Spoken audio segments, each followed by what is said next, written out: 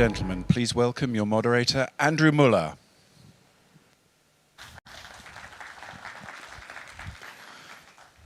Good morning, everybody. My name is Andrew Mueller. I'm the host of the Foreign Desk on Monocle Radio, which you can find wherever superior podcasts are downloaded. I'll introduce the subject very shortly, but first I'd like you to welcome our panel, Rosen Plevneliev, Alina Frolova, Tobias Ellwood, and Basat Öztürk. Thank you. Well, I'd like to welcome you all to today's discussion. It is, as you know, entitled Bolstering Black Sea Security, which is a pretty self-explanatory title.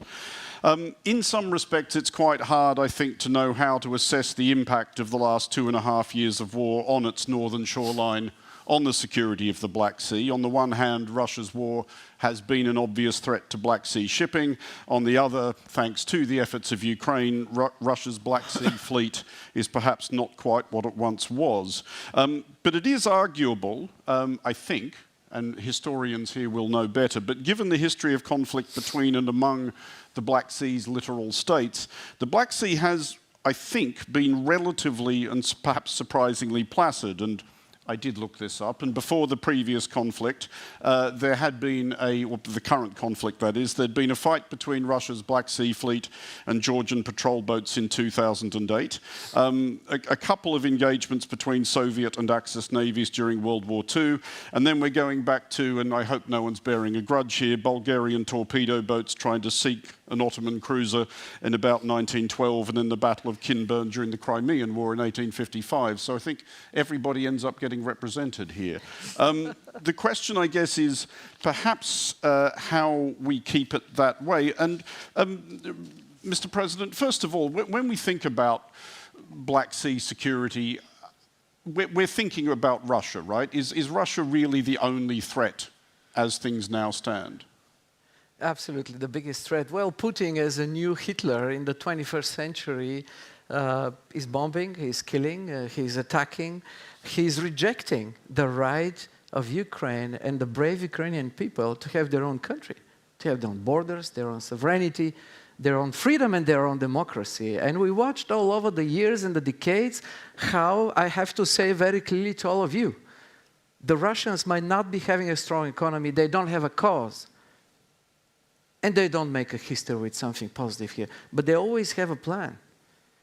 And they are very continuous in their planning and the execution of their plan. I was fighting with European leaders back at the European Council because I was asking them back in 2014, 2015 about the annexation, illegal annexation of Crimea. Who is the guru of Putin? What's his target? What is he following up in the Russian history?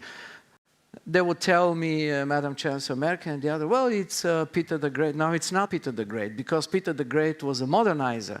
He was willing to integrate the Russian Empire with the European empires back then. No, it's Nikolai I. Nikolai I, in every speech of Putin, we hear the legacy of Nikolai I. He was the emperor of Poland, of Finland, of Russia. He was launching wars. He was attacking even Turkey back in the 19th century. Nikolai I was the one to be against the European empires, and the one, of course, who lost Crimea because of the Crimean War back in the middle of the 19th century. And Putin, when he annexed illegally Crimea, he referred to restoring the legacy of Nikolai I. Read about Nikolai I. It's a very dangerous figure in the Russian history. So we saw Putin doing what he does. We saw occupying 1/3 of the territory of Georgia. We saw installing frozen conflicts all over the Black Sea. We saw his full-scale war in Ukraine. And just another very simple fact. I was very shocked. I visited Moscow and Kiev in one the same week. That was in 2019. And in Moscow, I talked to young people, and they were telling me, we Russians are the perfect slaves. We've never been free. We don't know what it is to be free. We've always been run by dictators, by emperors. We don't know. We don't understand democracy. You're preaching, but we don't get it. We never, young Russia, we will never be free. And I went to Kiev talking to young people in Kiev, they are telling me you're ready to die for freedom. So that's the difference. Please understand it, get it. The Russians, if you ask me, are they able of having a democracy? Do they share our values? No. It's a very long fight, hopefully. But the very simple way to fight today for what we believe is right for the planet, for the children, is to support Ukraine in any possible way. That's what we need to do. Very simple. I stop here. Get together, help Ukraine as much as we can, as efficient as we can, as bigger as we can, to defeat Putin's war. Fight that war in all the domains we have in our countries. That war is in our countries. Putin is launching a war not just against Ukraine, it's against all of us, against our values, against Bulgaria, against Europe, against Germany. And you see how divided today our countries are because of him. He's fighting our democracies, he's fighting our institutions. So basically we need to get that fight, get together, get efficient. And of course, especially for the Black Sea, I'm very happy that we have new initiatives that will come later on, together with Turkey, together with Romania, together with other countries, and of course together with Ukraine, to deliver a free and a free sea. Alina, I'll bring you in presently. Before I do that, I do want to get the audience thinking about any questions you may have for our panelists as well. And for people watching remotely, do please send your questions in. They will appear on one of two magic screens I have in front of me. So we will try and involve people watching remotely and you here as well. But I will lay down the law now. I'm asking for questions, not comments. Definitely not speeches. We do have GlobeSec volunteers armed with shepherd's crooks, just in case. But Alina, I will bring you in because most of the concentration or most of the discussion of Russia's invasion of your country has talked about the land war, the occupation of Donbass. Is it arguable, if we try to understand what Russia is doing, that the Black Sea is actually what they want? That was why the focus on Crimea, and this goes back to this eternal Russian longing for a warm water port. Well, first of all, I would like to add that we also have Moldova, who suffered like a Black Sea country from Russian invasion. So if you will have a look, it's only Turkey maybe still not touchable in like a very big direct influence. But yeah, we all know the troubles which Russia can create. About the Black Sea, obviously from the point of view of economy and influence and projection of military power, the Crimea and Black Sea Russians are extremely important. I mean, they have 40% of their export and serious percent of their import through the Black Sea. And for them, transportation and control is crucial.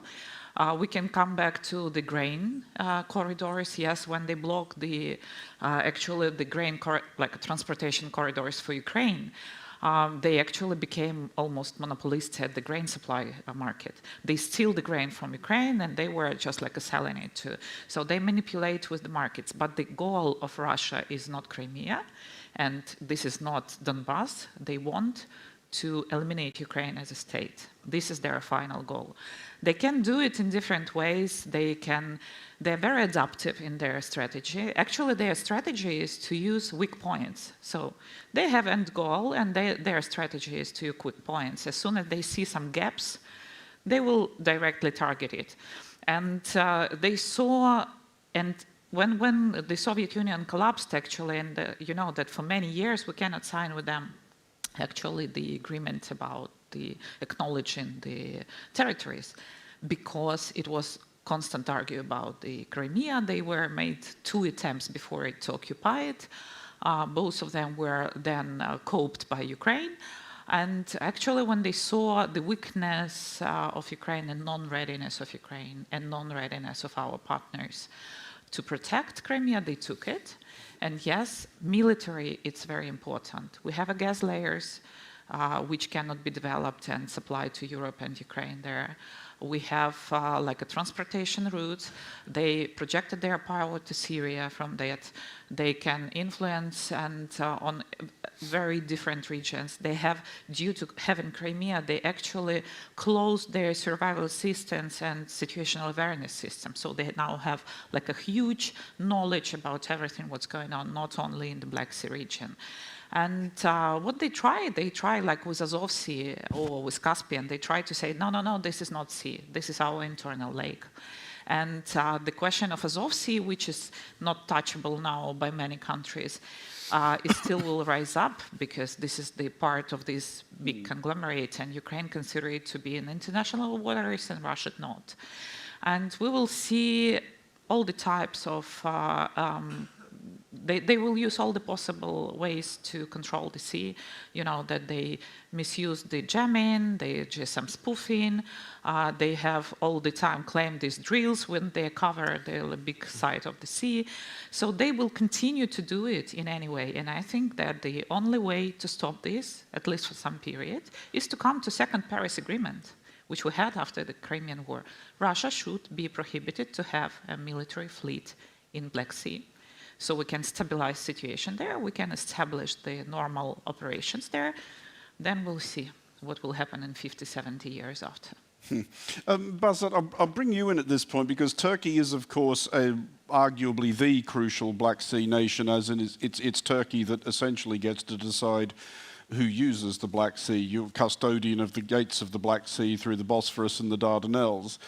What actually are the limits of the 1936 Montreux Convention? Can Turkey simply decide that Russia can just stop using the Black Sea? Can Turkey forbid Russian ships, commercial and military, from coming and going? I ask that question specifically because, at least according to one recent report in the Atlantic, military aid is still being delivered to Russia on commercial ships which are traveling across the Black Sea. Thank you very much. It's a great pleasure to be here in Globtech. And I just want to announce at the outset that we will have Antalya Diplomacy Forum next spring, and we are going to invite all of you to Antalya, and we will continue our discussions. And by that time, I hope things will be much better. Now, with regard to Montreux Convention, we have to first understand that it is a long-standing international convention since 1936.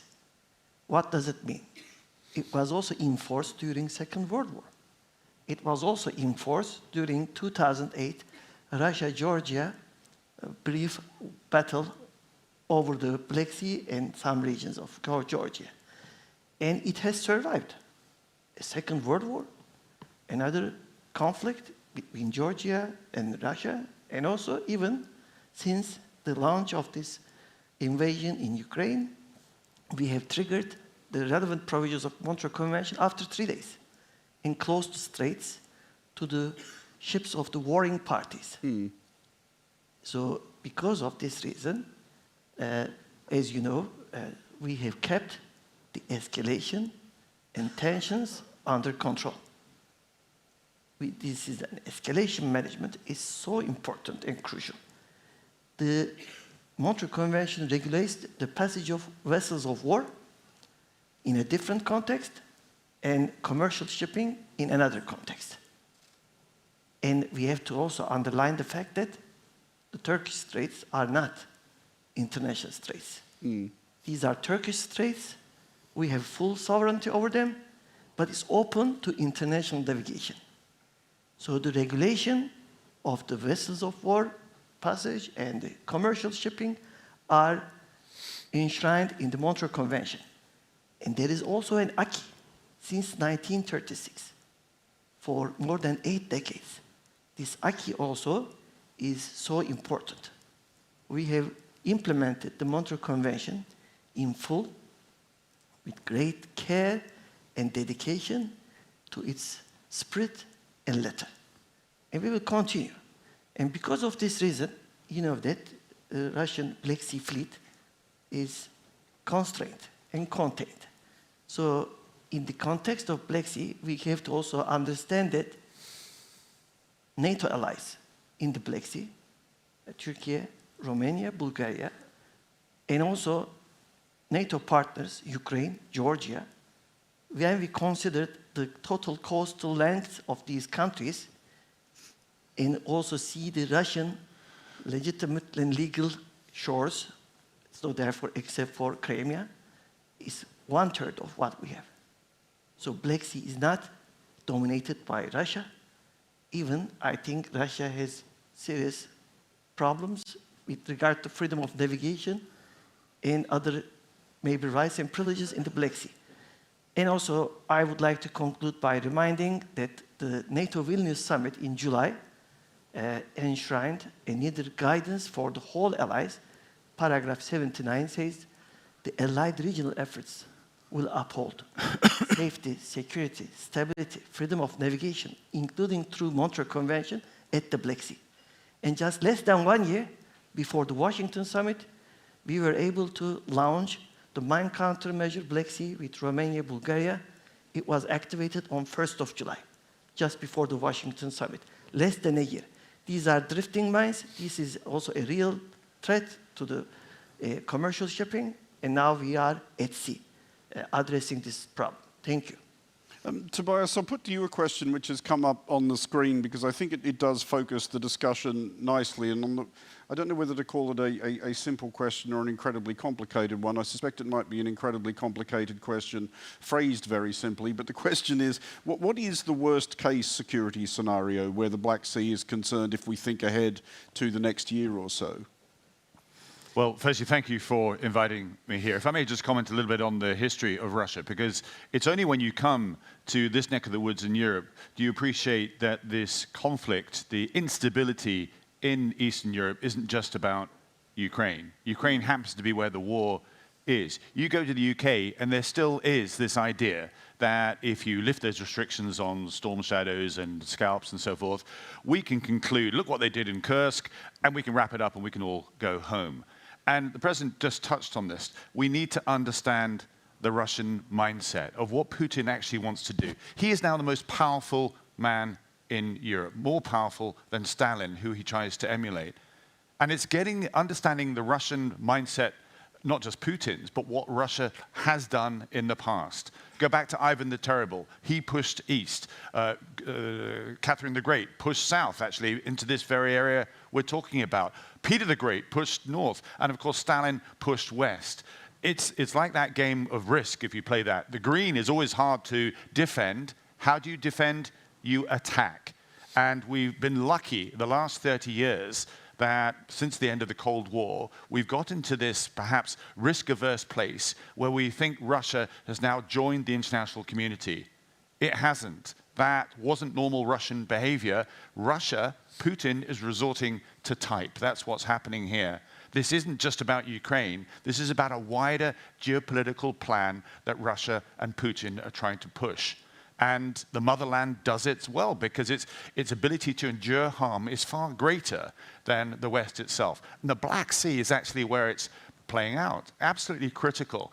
And I think this was a real wake-up call, firstly in the UK, when that invasion took place, of what happened in the Black Sea that triggered a recognition of how important and significant the Ukraine war was. Two events took place. Firstly, when Snake Island was attacked, the warning came through saying, drop your arms, and they said something rather rude, which I can't repeat, but go to hell, I think it was. Words to that effect. Words to that effect. Yeah. But that echoed around the world to say, hang on a minute, we're going to be defiant. The Ukrainians are going to stand up for their own territory. And it made us look and say, boy, if they're willing to stay and fight and not take that helicopter ride out that was offered to President Zelensky at the very, very start, perhaps we should help them. And then the second big event that then shocked indeed Britain as well is, my goodness, how important Ukraine is to our global economy because of grain.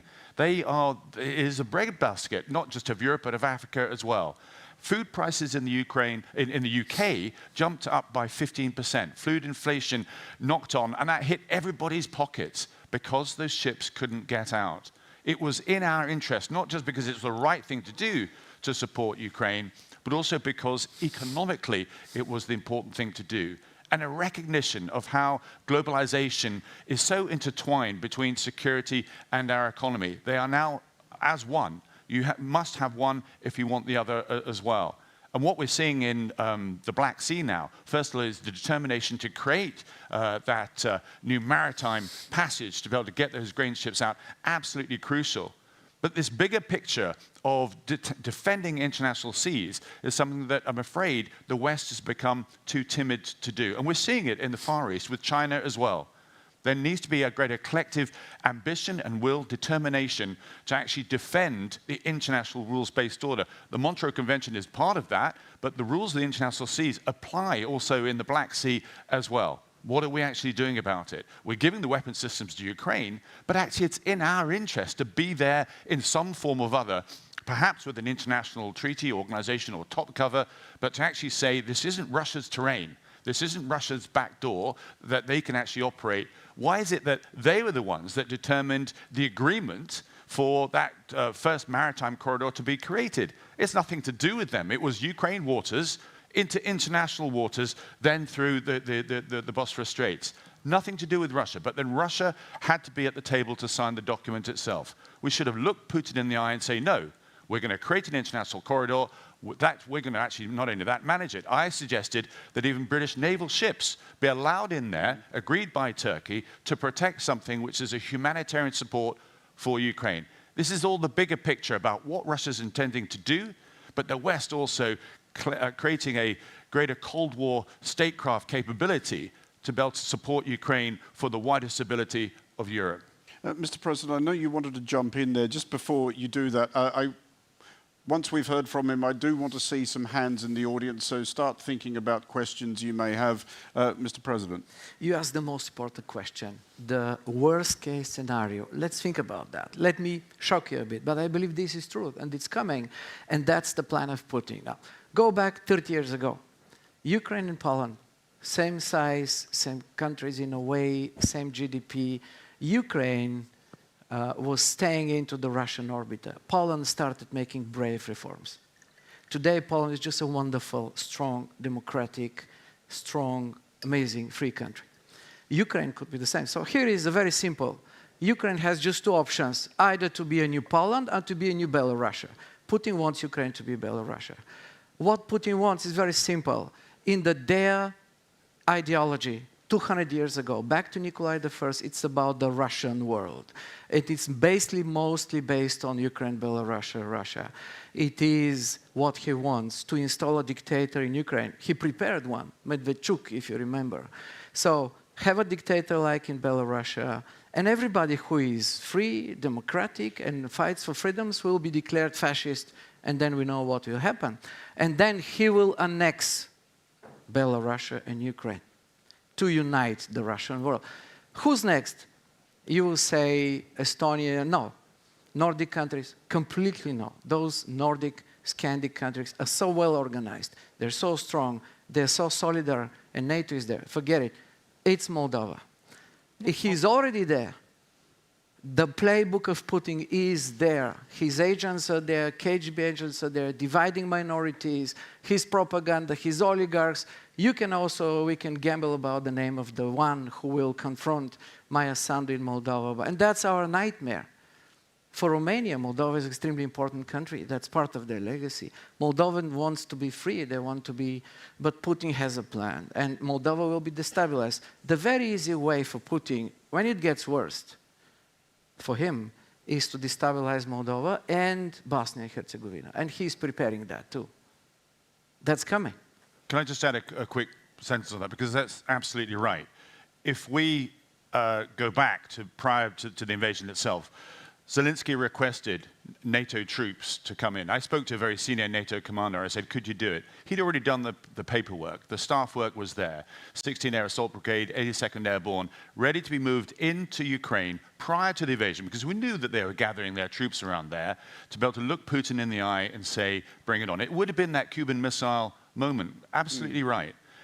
Now history is repeating itself with Moldova. Do we dare now create a coalition of the willing, of a stabilization force that can go in and support Moldova today and not wait for things to then unravel as they might do in the future itself? Now, perhaps it won't, but it could. And absolutely, it's in Putin's plans to do so. So let's preempt that by bolstering a NATO capability in Moldova now. And they also distributed Russian passports there, I mean, in Moldova. So the typical approach, so they have 200,000 Russian citizens, which they're ready to protect in Moldova. So this is like a... There is a difficulty, though, Tobias, just to pick that up quickly, that Moldova is still constitutionally obliged to neutrality, I think. They can't have foreign troops on their soil. I mean, constitutions, I know... And look where Finland has moved because of that threat. You know, they've moved there. Norway too, Sweden as well. They've had to recognize the realpolitik here, the change into the threat picture. Moldova can't sit on something like that because, oh, that's who we actually are. The situation has changed, and they recognize that as well. Transnistria, it's all about going back to the Black Sea, the focus of today, which is linking, this is what Russia wanted to do, was charge through Odessa and actually encircle Ukraine so it didn't have any access to the Black Sea whatsoever. And the Belarus example is absolutely right. A buffer between the West, the European Union, these countries that are doing so prosperous, such as where we are today, and then Russia, because if Ukraine was to then prosper by joining the EU and so on, their brothers in Ukraine, in Russia would say, hang on a minute, why haven't we got a bit of that? Why haven't we got that lifestyle? Why haven't we got that prosperity here? Well, it's because of the system.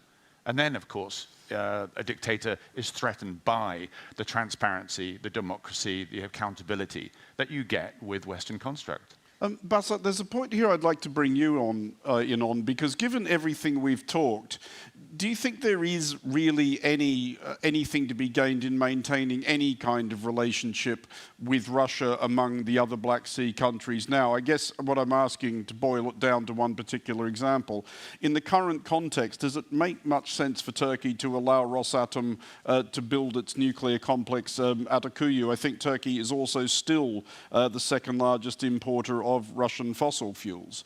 Does there need to be an understanding that Russia is an enemy to all Black Sea littoral states, or does Turkey still think that there is something to be gained by maintaining a relationship? Thank you. We never lose hope. We are not going to let the worst case scenario to become a reality. We are totally convinced that we can achieve peace in the Black Sea and in the Euro-Atlantic area, all over the world. But isn't this a variation on the same mistake Europe made in thinking if we can enmesh Russia in a mutually codependent, economic relationship, then Russia will become, I guess, for want of a less pejorative term, a normal country? We have to be realistic. Russia is a big country, huge country. It's not going to go anywhere. Russians will prevail. They will live on this earth with us. And the Black Sea is also an area where the people of the Black Sea have been living for centuries. We have seen before also wars, conflicts in this region. They had been settled. This can also be settled. And even when the war was going on, we were also in communication with both Russians and Ukrainians. And also the first grain deal we have achieved was not between Russia and Turkey. It was Russia, Ukraine, United Nations, including Secretary General. And it worked so well. And even today, what the alternative corridor people are talking about is possible because of us again, Bulgaria, Romania, Turkey. And we are the gatekeeper and guardian of not only Montreux Convention, but in its identity, we are also the gatekeeper and guardian of the whole Black Sea. This is geopolitical reality. It has to be respected. That's how we could liberate even the Azov commanders. Our Ukrainian brothers and sisters know it. It would have been unthinkable to release them. They were brought to Turkey, and there were also other prisoners exchanges. And most recently, you remember, 7 planes landed in Ankara in about an hour and bringing different hostages, prisoners from so many parts of the world. Many citizens, even including from here, were exchanged. So therefore, you see, it's possible to have peace peaceful solutions as the war continues. It's the legitimate war for Ukraine. It's their self-legitimate defense. No problem. But it is an illusion to think that Russia is going to be beaten, defeated strategically. We need to be realistic. So we are keeping the Black Sea safe and secure for all of you, because those who are asking for more war, more, in fact, increasing the dimensions of the war, both in terms of geography and in terms of methods used, which means even it can go up to tactical nuclear weapons. It cannot be taken lightly. So we are really taking it very seriously, and we are not going to give up from our efforts to achieve peace in the Black Sea region. And we cannot also forget what happened in 2013-14 in Syria, for example. 5 million Syrians came to Turkey, and you know what happened in Libya. And where were our allies in Syria and Libya? Where were they, and what were they doing? They were not supporting our efforts. We were left alone there. So they are not unrelated. What happened in Syria, what happened in North Africa, what happens now in Indo-Pacific, Asia-Pacific, in the Euro-Atlantic, in high north. It was in a region, high north, low tension. It's going to be high tension, maybe low north, with the melting down of the icebergs. Thank you. Alina, am I right in assuming Ukraine may have a slightly less nuanced view? That the idea that Russia is still going to be a constructive partner? Yeah, I have no doubts that they won't, but this is fine for me to have a discussion with our friends, and that's how the democracy works. I would like to add something to what you've been told about geopolitical reality, and I think that part of this picture is that NATO and EU still don't want to look at the problems which they have in their relations with Turkey, and it's time to solve it. It's time to start discussions about what are the role of Turkey and what are the interests of Turkey, and finally, not forget but solve this issue which is unsolved for many decades already. Yes, because Turkey is an important part of European community. Turkey is an important player in the Black Sea and in regional security. About Russia, yes, they never had in their history, as it was said by Mr. President, the democracy, and they don't want it. And I think that here, what I heard on different panels, many politicians saying, yes, we need to take off these rouge glasses from our eyes about Russia and start to see the reality. At the same time, we saw how passionate audience was yesterday about Karamurza's speech, again saying about great culture, about bad Putin, about good Russians. This is, some kind of two different behaviors in one audience. And I think that we need to look at the history. We need to accept that Russia has its own way, and this is not about Putin. Putin is a result of the requests of the population. This is how they want to live. If they want to live like that, leave it to them. I mean, that what Ukraine can influence and can do, to be ready, to be prepared, to have strong alliances, to have friends, to understand plan A and plan B. And this is where we can change the situation. But we cannot change Russia. Forget about that. This is them. Accept it. Mr. President, there's an aspect of securing the Black Sea that we haven't discussed yet, which I did want to put to you, because I think Bulgaria is an interesting test case in getting publics of the littoral states to understand what the stakes actually are here. Because in Bulgaria in particular, one recent survey found that support for NATO in Bulgaria is still only at 40%, though that is up from 28% before this phase of Russia's war in Ukraine started. You had pro-Russian parties polling nearly 20% in the elections in June. There are new elections in October, and one of those parties has since imploded in the way that these slightly feral parties often tend to end up doing. But there is still some sort of buy-in, certainly in Bulgaria, noticeably much less so than in Romania, for Russian disinformation and for the Russian narrative. Why do you think that is? Where does that come from? absolutely agree with you. And you can always compare Bulgaria, Romania, but also Bulgaria and Serbia. And then you understand a lot. Okay, you have the historical background, what's going on in my country. But basically, what's going on in my country is the same what's going on all over European Union. Unfortunately, populists are marching on the streets. They're capturing our capitals. They're poisoning our democracies. That's what's happening in Hungary. That's happening in Slovakia. That's what's happening even in my country, as actually populist parties are gaining momentum, getting people's votes. And if you monitor very closely those populistic parties, most of them are very pro-Russian. Some of them are funded by Russia, not all of them. It's not a scandal for the French that Marine Le Pen got a credit from VTB Bank, which we call the KGB bank. It's not a problem for the French. And you see that also in Bulgaria, Serbia, all over European Union. So by knowing that this is the case, it's very important for the pro-European forces. And that's why I'm so desperate about my country, because if you look at the numbers, 75% of Bulgarians vote pro-European, 25% vote pro-Russian. That's a good number, but the pro-European forces are so divided. They can't talk to each other.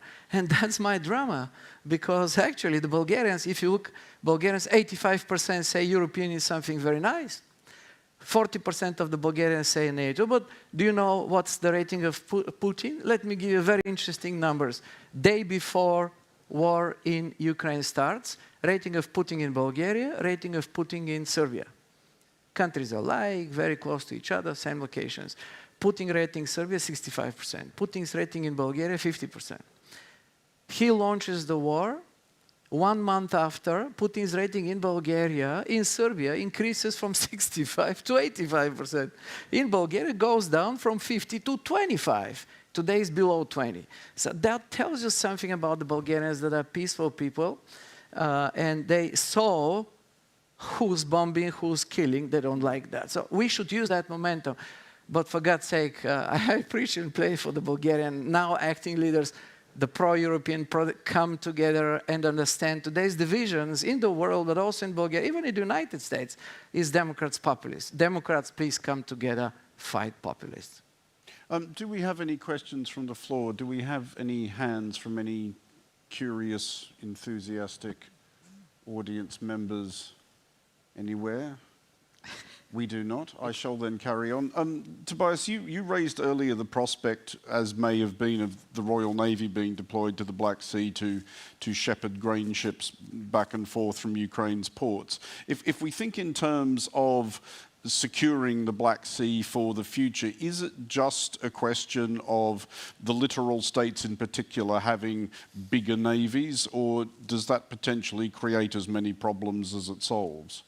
Yeah, I mean, you have navies to do a job, and offering the Royal Navy isn't just Britain coming in on our own. We would never do that. Those days are long gone, where we wander around the world and do things with our navy. What we try and do in today's world is to be an exemplar, is to look at a situation, a challenge, a problem, and provide a solution and say, follow us, join us, and we can provide a pragmatic, peaceful solution. So the Royal Navy would be willing to step forward, but as part of an international coalition that is legal to defend international shipping. And that's what should have happened. But we didn't. We blinked again because we were too conscious, too risk averse, because Putin has got nuclear weapons. This goes to the bigger geopolitical direction of where our world is going. It is splintering into spheres of influence. I see there's a question on your board there about China's influence in supporting Russia. And I'm sorry to say this, but everybody knows this. I'll say it. It's not the elephant in the room. But why are we here in this beautiful city and not in Bratislava? Well, the reason is because that country has taken a different view on Ukraine. And it would then be awkward for us to have these discussions in Bratislava when they've decided, the Prime Minister decided, no more weapon systems, no more ammunition, no more support to Ukraine. Now, what happened there? Did Putin make a phone call? Was there pressure on? I'm about to go to Georgia this afternoon for another conference there. That's had 2 chunks taken out of it by Russia. And what's Georgia doing now? It's now stepping back from having any support of Ukraine. And there's a concern here that Russia, backed by China, is developing an axis that is so powerful that people are too scared to want to challenge it. They just say, fine, I'm going to take not a neutral, but a neutral. I'm going to back away. Much of the global south is not interested in supporting our rules-based order because they don't know where the world is going to go. And Libya was mentioned, I think, but Somalia, Iraq, Afghanistan, Yemen, all these countries are countries that the West has dabbled into to try and help and support. Fatigue then grew, and then we departed, and we've left these countries in chaos. The inability for us to see a challenge coming over the hill and offer solutions before they are too big, I'm afraid has allowed those who wish to exploit that the space in which to do exactly that. And that's what Putin has done. I'm sure it's the retreat from Afghanistan that was the trigger for Putin to say, I'm going to crack on here. I'm going to have my buffer zone with Belarus and Ukraine, because I know the West will condemn it, but they won't do much more than that. And the timidity that we showed, we talked about defensive weapons, if you remember, at the very, very beginning. Oh, we can't send anything that might be offensive. And I'm pleased that Britain actually pushed the bar, in offering NLAWs, offering main battle tanks, training Ukrainian troops, and then the missile systems as well. Had they had all that at the very beginning, we probably would be talking about a different scenario. But I stress it's not about Ukraine. Ukraine is doing the fighting for us. This is about a bigger geopolitical challenge that we've not really woken up to, of what Putin, backed by China, and now with Iran doing its thing in the Middle East as well. It's the erosion of our global order that we've allowed to happen because we've become too complacent since the end of the Cold War.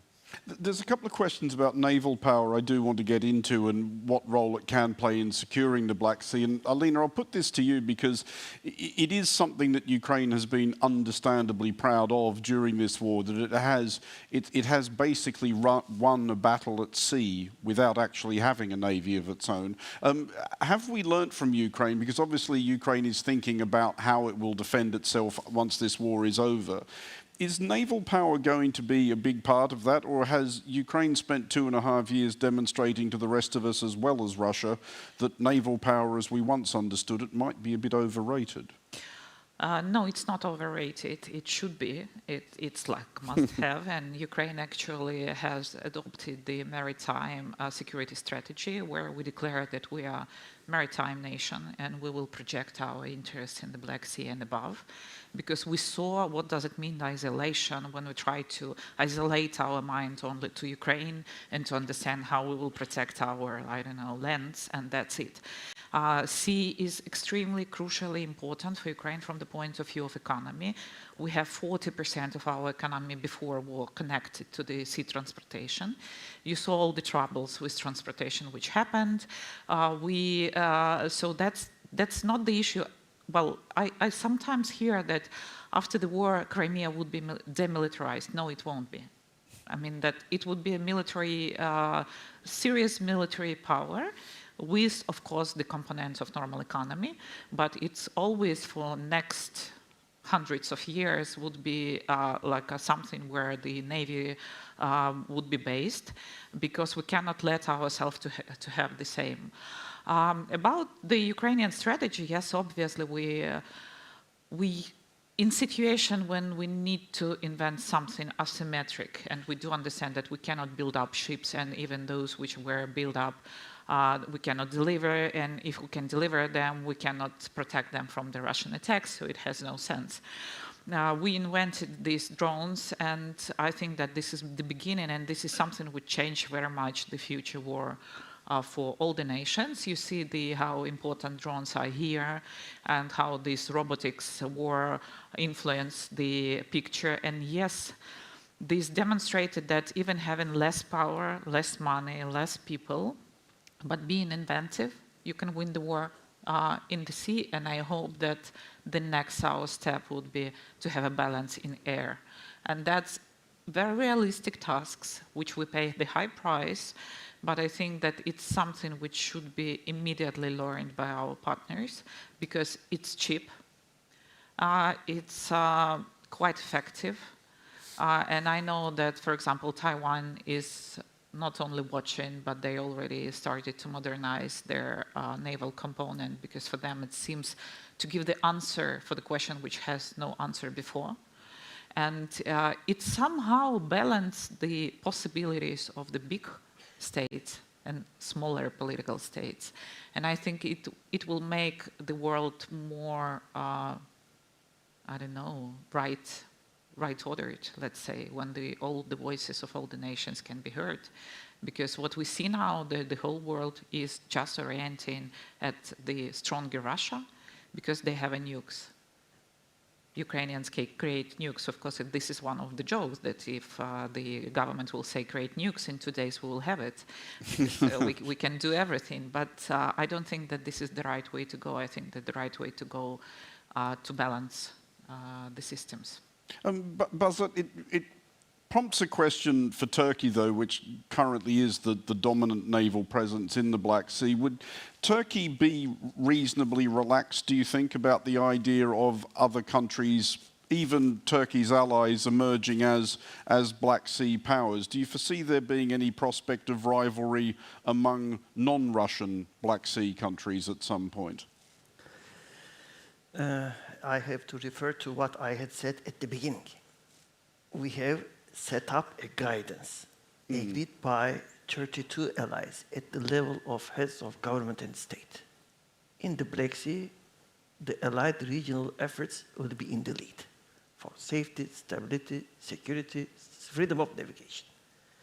As long as this war continues, we are not going to let anybody to upset this strategic balance in the Black Sea and to escalate unnecessarily and dangerously this conflict over the Black Sea areas. This war is not a sea battle. There are little sea battles, drones, but that's all. So we have to be realistic. If UK has additional ships to deploy, they can do so in the rest of the world. There are huge oceans. They need to be cared. So I think you should trust the Black Sea allies that we are capable of providing this security and safety and stability in the Black Sea.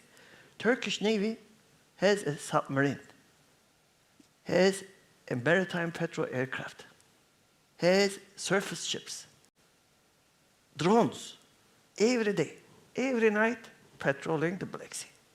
Feel comfortable. We know what is going on there. Look at elsewhere, because there are other problems which have to be addressed. And also, I have to reply the question to Akkuyu, because I missed this. And Akkuyu was a project started long before the war in Ukraine. We are going to have a second and third nuclear power plants. If our allies are really concerned about our business with Russia, they will be most welcome to make offers for the second, third, fourth, fifth nuclear power plants.